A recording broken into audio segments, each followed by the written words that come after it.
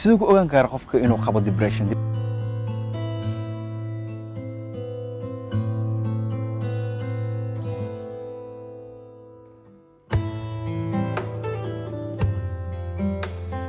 depression kan markasto qofka ma dareensiyo sadness ama murugo ama qofka yani dadka dhan isku wada mid maahan qofba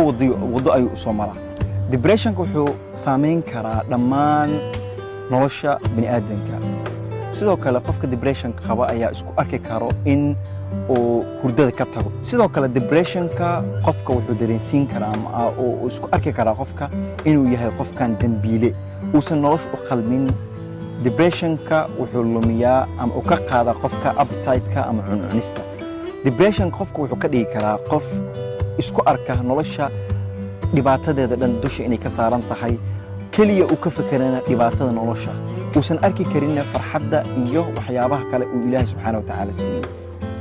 depression ka sidoo kale wuxuu keeni karaa qofka inuu dareemo wax loo yaqaano psychomotor retardation oo ah qofka inuu lugihiisa iyo gacmihiisa iyo jirkiisa qaybo ka mid ah ay ku culusaadaan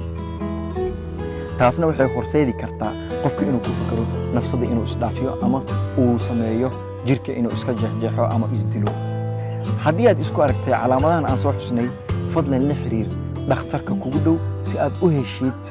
gargaar degdeg ah ogow xanuunka depression-ka wuxuu la mid yahay xanuunada kale laga hortagi karo lana daaweyn karo